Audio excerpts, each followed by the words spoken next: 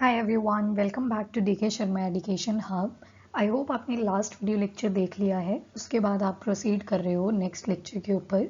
तो last lecture में हमने करी थी हड़प्पन इकोनॉमी कि किस तरह से वो बार्टर सिस्टम किया करते थे, बट बाद में हमें पता चलता है कि वो सील्स को एज एक्सचेंज दिया करते थे। बट जो आज का टॉपिक है दैट इज़ वेरी इंटरेस्टिंग, और वो है हड़प्पन रिलीजन के बारे में। उनका धर्म क्या था एक्चुअल में, वो किस चीज़ की वर्शिप करते थे। तो अगर सोसाइटी देखें तो बहुत सेक्युलर थी। अब कैसे पता चला कि सेक्युलर थी? क्योंकि हमें वहाँ पे एक भी एविडेंस नहीं मिला जिसमें हमें मंदिर देखने को मिले। मंदिर, मस्जिद, गुरुद्वारा कुछ भी देखने को नहीं मिला। तो हम बोल सकते हैं कि जो सोसाइटी थी दैट वाज कम्प्लीटली सेक्युलर। फिर उसके बाद हमें एक चीज़ देखने को मिली मोहनजोदारो में, that is great Beth. Great Beth का क्या था पर्पस? ये माना जाता था कि मे बी कुछ वो सेरेमनीज मनाया करते थे आपस में, तो वहाँ पे वो नहाया करते थे। जैसे आपकी गंगा रिवर होगी, ठीक है, वो भी एक सेरेमोनियल प्लेस है।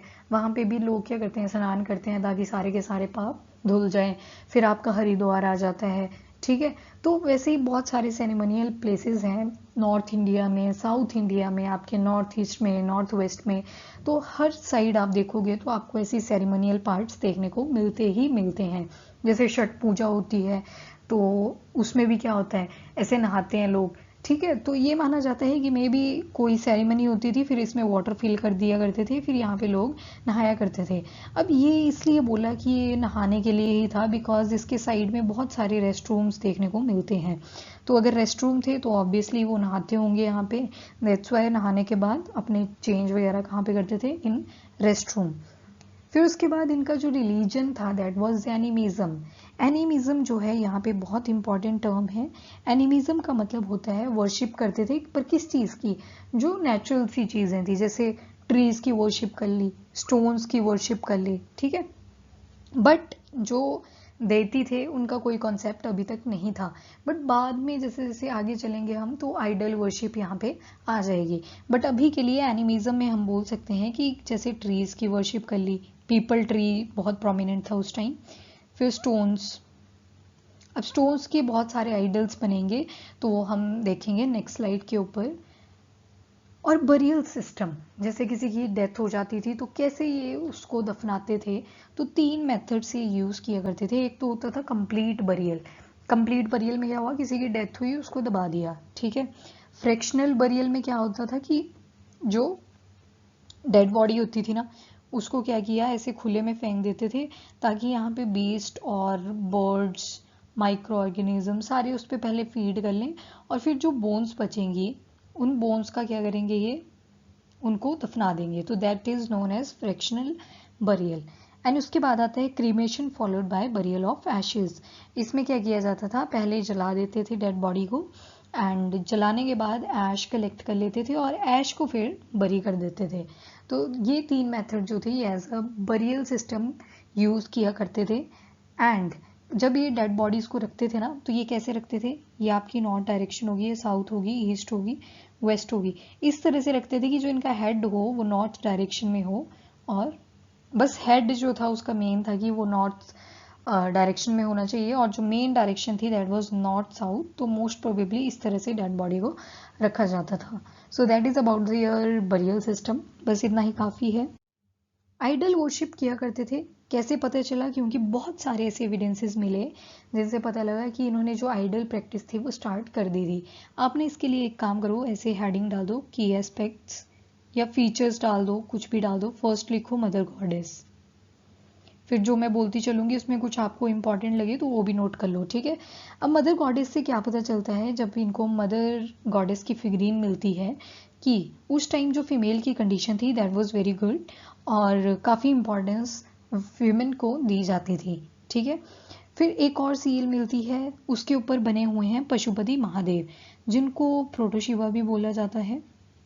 पशुपति महादेव और प्रोटो शिवा, ठीक है। इस पे हमें बहुत सारे एनिमल्स देखने को मिलते हैं, जैसे elephant, tiger, then rhino, buffalo, and 2 deer नीचे बेस पे देखने को मिलते हैं।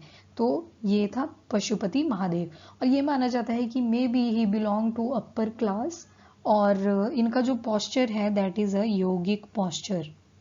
ऐसे लग रहा है किसी योगिक पॉस्चर में बैठे हुए हैं। अगली जो सील मिलती है, सील नहीं थी बेसिकली, ये एविडेंस था। इससे ये पता लगा कि जैसे शिवलिंग होती है ना, वैसा ही ये भी कुछ मिला था। तो यहाँ से क्या पता लगा, ये वाला पोर्शन, ये ठीक है, इससे पता लगा कि ये फैलस वर्शिप किया करते थे। फैलस का मतलब होता है लिंगम या रिप्रोडक्टिव पार्ट, ठीक है। तो रिप्रोडक्टिव पार्ट की ये वर्शिप किया करते थे।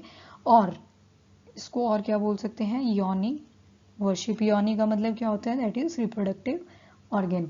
और ये कल्ट ऑफ फर्टिलिटी मान लिया जाता था, कल्ट ऑफ फर्टिलिटी। तो फैलस वर्शिप ये किया करते थे। फिर आगे आपको एक सील देखने को मिलती है, उसके ऊपर हम्प्ड बुल देखने को मिलता है। तो ये माना जाता है कि हम्प्ड बुल की कोई रिलीजियस इंपॉर्टेंस थी। फिर आपको एक और सील देखने को मिलती है जिसके ऊपर हड़प्पन स्क्रिप्ट भी दे रखी है। यह है यूनिकॉर्न की, स्पेशली वन हॉर्न्ड यूनिकॉर्न, ठीक है। और मे बी राइनोसॉर्स था, बट डाउट है, बट हम इसको क्या मान के चलेंगे, one horned unicorn. Also people tree जो था उसके बहुत सारे एविडेंसेस मिलते हैं। कहाँ पे, जो ये पॉट्स बनाया करते थे ना, उसके ऊपर ये पीपल की ड्राइंग करा करते, जो पीपल की लीफ होती थी ना, उसकी ड्राइंग्स देखने को मिली है। तो इसका मतलब ये जो पीपल ट्री था, ये भी इनके लिए बहुत रिलीजियस और रिलीजियस वैल्यू जो है वो रखा करता था। दो बर्ड्स के एविडेंसेस भी मिले हैं। कौन कौन से, एक डव और एक पिजन। तो यहाँ अगर ना एनिमल्स के केस में देखें तो हमें दो ऐसे बहुत पॉपुलर एनिमल्स हैं जिनके एविडेंसेस नहीं मिलते, हॉर्स एंड काउ। ये वैदिक एज में आएंगे, इनका अभी हमें कोई भी ऐसा कोई पर्टिकुलर रोल देखने को नहीं मिल रहा, कोई स्पेसिफिक रोल देखने को नहीं मिल रहा। बट ये माना जाता है कि जो हॉर्स के एविडेंसेस हैं वो लोथल और सुरकोतड़ा वाला जो पार्ट है वहाँ पे देखने को मिले थे। बट बहुत सारे हिस्टोरियन इस फैक्ट को डिनाई करते हैं, ठीक है। तो ये हो गया हमारे कि ये आइडल वर्शिप भी किया करते थे।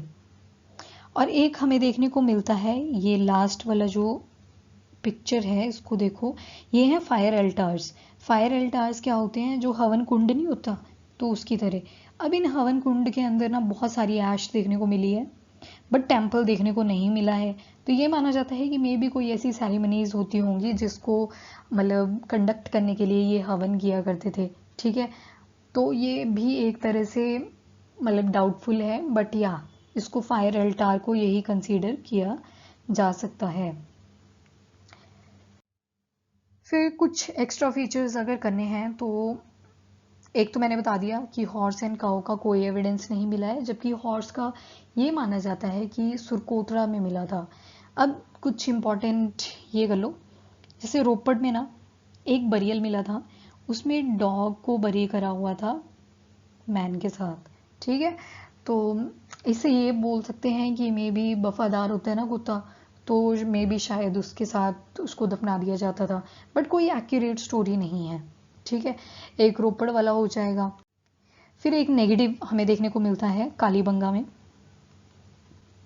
कालीबंगा में क्या मिला हमें, एक सर्कुलर सा पिट मिला है और उसमें बहुत सारे ऐसे अर्न्स और पॉटरीज हमें देखने को मिली हैं, अर्न्स भी और पॉटरीज भी। ये बरियल हुआ एक साथ देखने को मिले हैं, ठीक है।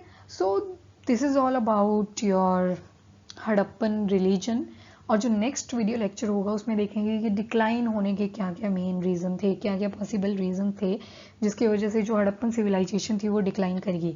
एंड उसके बाद हम साइट वाइज जो है एविडेंसेस देखेंगे, या फिर जो नेक्स्ट वीडियो आएगा वो पहले हम साइट वाले कर लेते हैं, मतलब जो फेमस हड़प्पन साइट्स थी वो कर लेते हैं और डिक्लाइन जो है वो एंड में करेंगे। So this is all about the religion. Video को लाइक एंड शेयर ज़रूर करें और चैनल को भी सब्सक्राइब करें। Till then bye bye, take care and thank you.